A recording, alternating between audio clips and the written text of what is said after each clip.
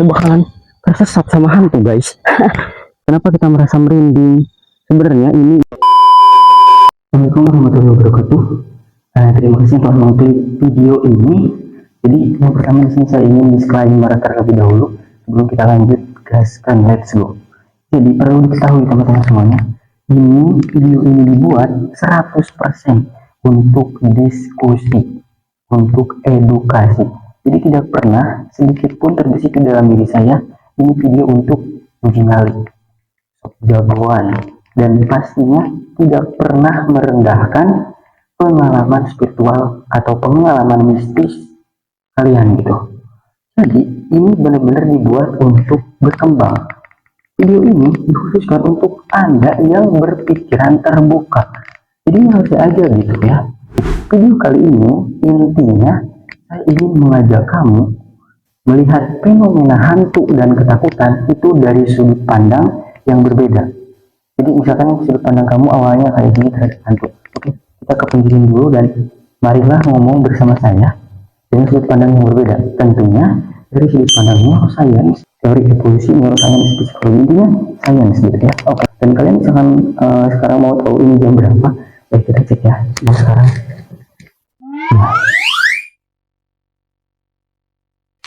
jam 12:26. Kita let's go ya. Kita udah ada di jalan. Ini baik banget gitu ya. Ini bener gak ada lampu. Dan saya pergi ke pemakaman sendirian. Apakah saya tidak merinding? Saya merinding. Dan ini adalah respon alamiah diri kita. Ini teori evolusi. Di kuburan pertama, bukan perang, takut juga guys untuk kuburan. Nah, lihat diri saya. Nah, ini kuburan nih. Ternyata di sini tuh gak ada lampu ya guys. Jadi agak serem juga gitu. Lihat. Tuh, gak ada siapa-siapa ya. Saya sangat capek sekali. Kelihatan ya bro ya.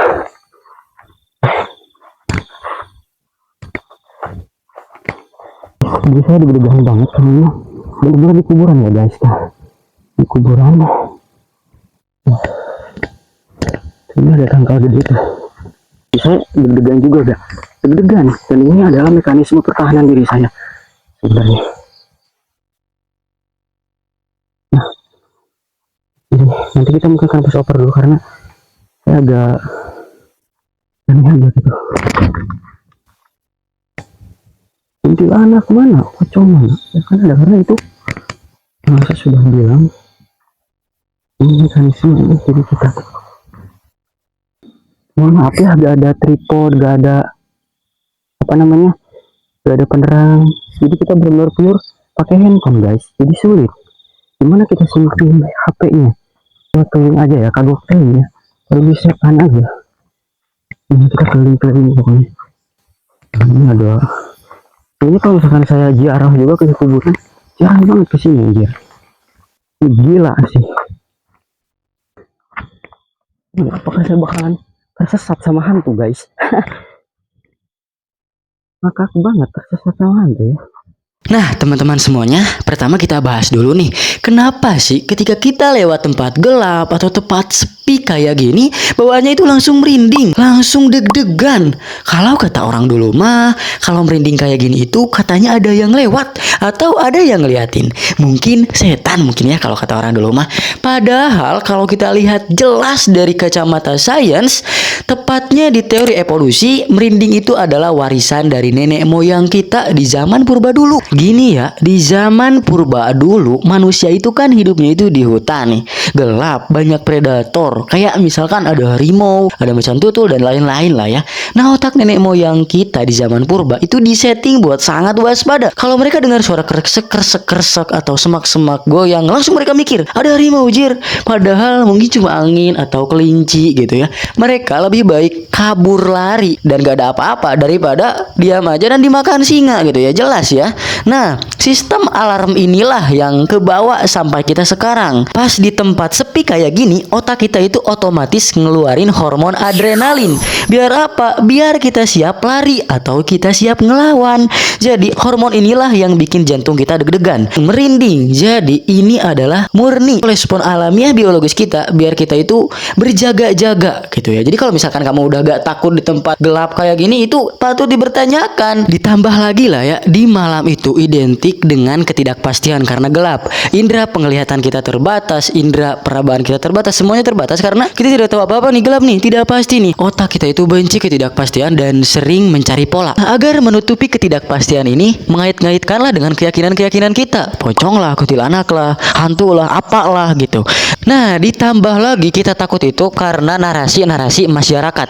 Kita dari kecil, dari TK sudah didoktrin bahwa kuburan itu tempat yang menyeramkan, ada hantunya, atau tempat itu ada penghuninya tuh. Di situ tuh jangan ke situ tuh, ada penghuninya. Terus orang tua kita dulu nakut-nakutin kita dengan hal-hal yang goib, yang tidak ada sebenarnya. Kayak jangan ke situ, nah itu ada kuntilanak. Nah, memang itu membuat anak kecil takut, tetapi itu tidak nyata gitu ya. Dan efeknya yaitu udah besar, kamu ketakutan berlebih, kamu mengait-ngaitkan segala hal. Nah, jadi ini murni bias otak bawah sadar kamu. Tapi Alpi Ramadhani si paling tahu masalahnya. Ada teman gua nih beneran lihat hantu, bentuknya jelas, bentuknya kayak gitu, dia bisa jelasin semuanya. Oke, gue jawab lagi.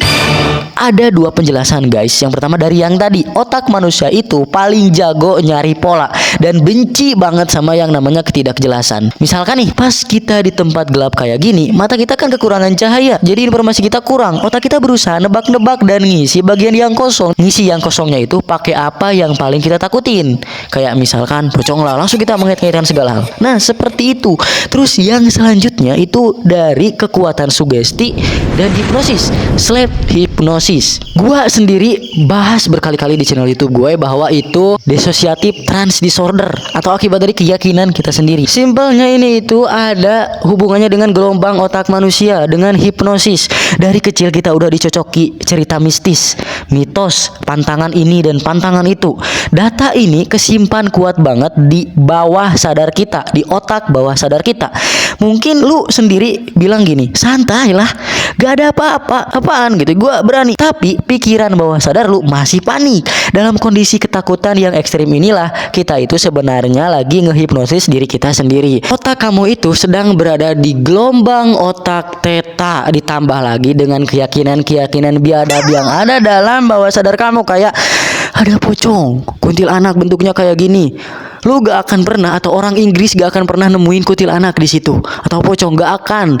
Hantu mereka itu Dracula, jas, karena yang ada di dalam otaknya yaitu Dracula, vampir, mumi. Gitu, gak akan orang Inggris nemuin kuntilanak di Inggris, gak akan, karena otaknya tuh gak kenal. Nah, di bagian terakhir inilah yang paling menarik menurut saya, karena ada hubungannya sama ya psikologi dan hipnosis. Orang melihat penampakan itu dia kerasa nyata banget.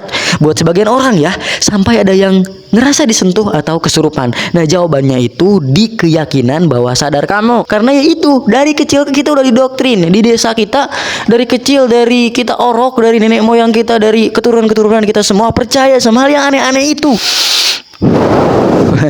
Maaf ya, barusan gua berapi-api, tetapi menurut neuroscience juga ini itu bermanfaat. Ini itu gak apa-apa. Jadi kalau misalnya kamu ingin yakin ya, oh ya udah gitu. Ini memberikan keuntungan evolusioner buat peradaban kita dari segi ekonominya. Kayak film horor itu laris, bro. Jadi santai aja lah ya. Sebagai penutupan, otak manusia itu dirancang bukan untuk membenarkan apa yang salah dan apa yang benar, tetapi dirancang bagaimana kita bisa mempertahankan kehidupan kita selama yang dimungkinkan. Jadi mungkin kira-kira seperti itu ya bro. Dan intinya rasa takut, rasa tidak aman, rasa merinding itu adalah suatu respon biologi kita karena otak kita tuh mengaktifkan hormon jaga-jaga gitu ya. Adrenalin kita tuh meningkat, hormon adrenalin. Nah, dari kita paham cara kerja otak kita bisa mengontrol diri kita, gak gampang panik, gak gampang takut. Intinya bisa menganalisis segala apa yang kita rasakan gitu ya. Itu bagusnya, itu kerennya belajar otak manusia, neuroscience misalkan. Jadi gue sadar banget ini adalah suatu video yang mungkin kalian beda pendapat tetap, tapi itu santai aja.